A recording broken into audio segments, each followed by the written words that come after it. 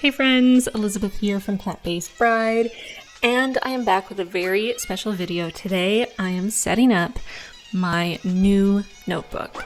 As many of you are aware, I was very close to finishing my Rodeo web notebook, so I knew I would have to set up a new notebook for October, and I wanted to try something a little different. So I did a bunch of research. I asked all of you what notebooks you use, what notebooks you'd like to see me use, and I came to the conclusion that I wanted to try out Dingbat's notebooks. So this is a notebook from Dingbat's Earth collection, which is a newer collection that they have that is more tailored towards bullet journaling. And the one I got is in the color sky blue, and it is themed around the Great Barrier Reef. So you saw as I flipped it open that there's actually an infographic with a bunch of information about the Great Barrier Reef, its current state, and the kinds of things that we can do to help protect the Great Barrier Reef, which I really love. The range has 3 different notebooks, and each one highlights a separate fragile ecosystem from around the globe that is threatened by human activity, which I just think is such a wonderful concept. I can 100% make a full review on the Dingbat's notebooks if you're interested once I've had a little bit more time to use mine, so I can give you a really accurate impression of the use of the journal. So I'm just starting off here with the future log, as I always do. Starting with November, I'm going through an entire year's worth and giving space below the month to add dates and the event.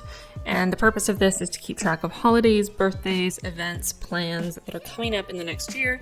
Since I don't set up my bullet journal until a couple weeks before the month begins, there's really no way to put in a doctor's appointment for 6 months from now, or a reminder that I'm going to my in-laws' house for Thanksgiving, or any of those things ahead of time in a bullet journal unless I have my future log. So my future log, while it's not the most used spread in my bullet journal, is definitely a necessity for me. This is a very similar setup to how I set up in my last bullet journal, and I really enjoyed that, so I stuck with the same general concept, but did a slightly different style while still keeping it very minimal. And that's something you'll see through this entire setup. I really wanted to keep it very plain, straightforward. I didn't add any color. I just wanted it to be minimal and practical and something that I wouldn't get sick of as I continue to use it for the entire life of this journal. Those little dots I'm adding are really the only decoration for these setup pages, and those are just tiny little bubbles to very loosely tie in the theme of the notebook, the fact that it is a Great Barrier Reef notebook, to have those little bubbles like we're underwater. So next I'm doing a quote page. I don't believe I've done a quote page on a setup of a new bullet journal before, but I just felt like it was important to me in this setup to really focus on trying to improve my mindset, trying to really get my head in the game to finish off this year strong. As some of you may know, especially if you are following me over on Instagram, I've had a very rough month. Just a lot of things have happened. A lot of things have gone wrong. It's been very stressful. And I feel like I've kind of fallen behind on a lot of my goals with the busyness of summer and then the month of everything going wrong. So I really want to take this as an opportunity for a brand new fresh start. I'm leaving September behind and using the next 3 months to really get my head in the game and make myself feel as though I've really accomplished something to be proud of in 2018. So in keeping with that kind of feeling of a fresh start, of inspiring myself, and of also being kind to myself, which is something I've been working on this entire year, I wanted to use the quote "flawed and still worthy," because I think it is so important to remember that every human on the entire planet is so incredibly flawed, and yet you still have inherent worth. Your flaws do not make you less worthy of respect and love and happiness. And that's something that's very important to remember, especially if you're going through a rough time. Next to that, I did a grid spacing page, which was inspired by Amanda Rach Doodles. She did a grid spacing page in her bullet journal setup, and I'd never seen one before. And as soon as I saw it, I thought, this is exactly what I need, because no matter how many times I set up a spread, every time I have to count the dots again. I always forget how many dots wide and how many dots tall whatever notebook I'm using is. no matter how many times I counted. It's really quite ridiculous. So I actually thought about making a mini reference in my Rodeo Web notebook, just writing how many squares wide, how many squares tall. So I would just have it written down somewhere, and I just never ended up doing it. And then when I was watching some bullet journal setup videos to get inspired and excited to do mine, and I watched Amanda's, I thought, yes, this is the opportunity. I will put it right at the beginning, and it will be a reference for the entire time I use this journal, especially because the Dingbats notebook is actually a little wider than my Rodeo Web notebook. It's a little bit bigger than a standard A5 journal. So for that reason, it's even more important that I keep track of the actual dimensions of the pages. So now I'm moving on to my next spread, which is my wish list spread. I have one of these in my current bullet journal, and I've used it quite a lot, so I wanted to make another one, but actually expand it and have it cover 2 pages because I felt like I ran out of space quite quickly in the 1-page spread that I did in my last bullet journal. So the spread is very, very simple. I just have my wants, my needs, and then a waiting on section. So for my wants, I write down any item, whether it's just a general item. So I wrote slippers as an example. I need to get slippers. Or if it's something very specific, if I have a specific brand and type of slipper that I want. If I know the very specific item I want, I'll also add the price. And then I check it off once I order or purchase whatever it is. Same thing for need, anything I need to get. So the example I put down was cat collars. I need to get collars for both of my cats. And once I've ordered it, if I am ordering it online, I will move over to the waiting on side, and I'll write in that item, and I'll write in the expected delivery date based on the information on the website about shipping.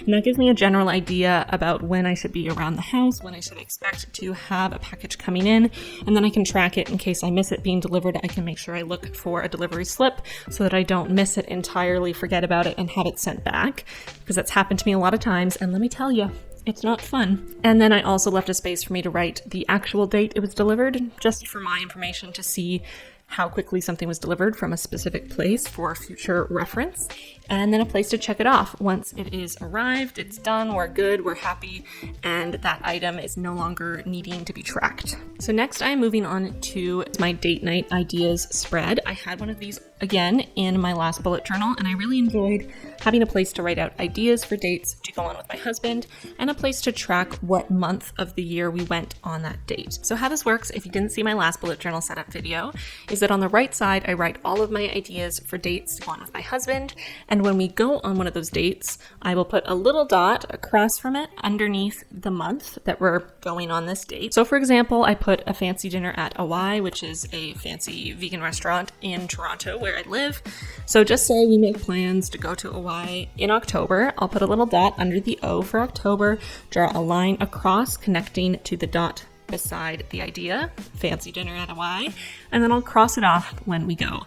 And that way, at the end of the period of using this bullet journal, I can look back, see what ideas we've used, what ideas are still available for me to plan amazing dates for my husband, and what months we went on what dates. This is also nice for us because we're very, very, very busy, and we tend to forget to put ourselves first and to go out on real dates sometimes. So it's really a nice way for me to remember that we should be prioritizing going on real dates and spending time together, not just working on things or around the house. So the next section is my minimalism game section. As I explained in my last video, I am doing a challenge attempting to get rid of 2018 items by the end of 2018. Yes, I know it's ridiculous, but I think I can maybe do it. So I'm trying. In that video, I showed days 1 through 10, and then on my IGTV, I'm showing every day after that. So day 11 is already up on my IGTV, and I'll be putting up new videos as I have time to sit down and get rid of some things, and as I have time to film and put together little videos. So as of the recording of this video, I have completed 10 days of the challenge, which are all filmed and included in that video that I put up last week. So later on in this video, when I realize I hadn't done it yet, I'll highlight days 1 through 10 and items 1 through 55 to indicate that I've completed the first 10 days and gotten rid of the first 55 items. So that's my plan. As I go along, as I complete a day and get rid of that number of items, I will highlight the next little section until hopefully before January 1st, 2019, I will have filled in both boxes completely. On the next page is my end of year reset. So again, this is going back to what I was saying on the quote page, I've had a pretty rough month, and it's important to me to try to give myself a bit of a reset so that I won't stay in some of the patterns and habits I've developed over this month, and really push myself to accomplish everything I know I can accomplish in the rest of 2018. So this page was actually inspired by Kalynn Nicholson. I don't know if any of you watch her on YouTube. She is one of the original YouTube girls who I used to watch in high school, and I recently found her again, and she made a video recently, and some of the things she was talking about, these ways to sort of focus and find a new mindset, really resonated with me. So the first section is a reflection section. So I'm going to sit down and think about how my year has been so far and be very honest. I just gave myself a couple lines there to write out a very, very brief summary of how the year's been so far, and then space for one win that I've had this year, so something really great, and then one fail, something that really didn't turn out great, so that I have an honest reflection of what it's been like from January through September of 2018. The next section is mindset, and this is where I really want to set an intention or write out the kind of mindset I need to have to end the year off right. What mindset do I have to be in to get all my goals accomplished? And then after that, there's a section for each month. So month 1 is October, month 2, November, and month 3, December. And under each one, I have a section to write the focus of the month. And I really want to write out one focus for each month so that I can keep it really simple and get really focused. Hence focus. But I do think I've been kind of spreading myself too thin recently. I really always try to multitask, and it's just not very efficient. So I have that space for what I want to focus on, and then I have some room underneath to write any specific goals I have in relation to that focus point. And my hopes is that this page will really get me inspired and motivated and really zero in on what I want to get done so that I can be more productive and efficient in the rest of this year. And now we're on to the very, very last spread of this setup. I decided to include a YouTube video ideas spread and an Instagram content ideas spread. I haven't had one of these in my bullet journal for a while because I do tend to use my phone to record ideas, but I want to have a place in my bullet journal where I can write down ideas that I am kind of more of a fan of. So any idea that pops into my head, I'll write into my sort of master file on my phone. But then ideas that really stick out to me, or ideas that I really think I should be focusing on, I'm going to include on this YouTube video ideas spread. And I also liked setting it up to split into 3 sections. So bullet journal, minimalism, and mental health, which are sort of the 3 things I want my channel to focus on. For the Instagram content side, I just want to write down ideas for photos. I really enjoy Instagram, but I sometimes find myself hitting a wall about what I should create.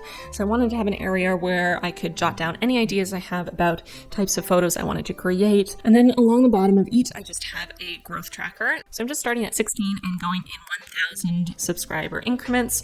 And then for the growth tracker on the Instagram side, I started from 6,000 since I'm around 5,500 followers on Instagram right now. So starting at 6,000 and again in 1,000 follower increments all the way up to 18,000. And that is it for this setup. Those are all the spreads that I wanted to make sure I had at the front of my bullet journal to use for the entire length of time I'm using this notebook. There are some things that I carried over almost exactly the way they were in my last bullet journal, some entirely new spreads, and some little tweaks here and there. That's one of the most fun things about starting a brand new notebook, is that you can really look at what worked for you in your last bullet journal and what didn't, and improve upon it for your next one. I'm not even sure what number bullet journal this is now because I've been bullet journaling for such a long time. Probably at least my 6th or 7th, if not more. Let me know if you'd be interested in seeing some flip throughs of some of my old bullet journals. I think it would be really, really interesting to see, especially my first bullet journals. I used to bullet journal in tiny little pocket notebooks. So it would be interesting to see how things have evolved since then. So let me know if you want to see it. I will be making a flip through video of my most recent bullet journal, so don't worry about that. That will be coming probably in a couple of weeks once I'm completely done with it and I have time to film that video. And next week will be my October Plan With Me video. I am very, very excited for this one. So hopefully you're excited too. Don't forget to hit the bell notification if you haven't already so that you'll be notified as soon as that video is live so you can check it out. And that is it for this video. Please give it a like if you enjoyed it. Don't forget to subscribe if you haven't already. I would love, love, love to have you here. And enjoy the video of Chewy. He was lying on the radiator behind my desk for the entire time I was filming this video, which was a couple hours. And I thought he deserved a little feature in the video because he was very supportive in my journey of setting up my new bullet journal. And believe it or not, he is also lying beside me right now as I record this voiceover. So who doesn't love a supportive fluffy cat? Because I sure do. If you want to see more pictures of Chewy or pictures of my other cat, Yoda, make sure you go follow me on Instagram. I post pictures of my cats, pictures of my bullet journal, letterboard quotes, and occasionally pictures of myself. So go check it out if you're interested in that. Have a wonderful day, and I'll see you really soon in my next video. Bye, friends.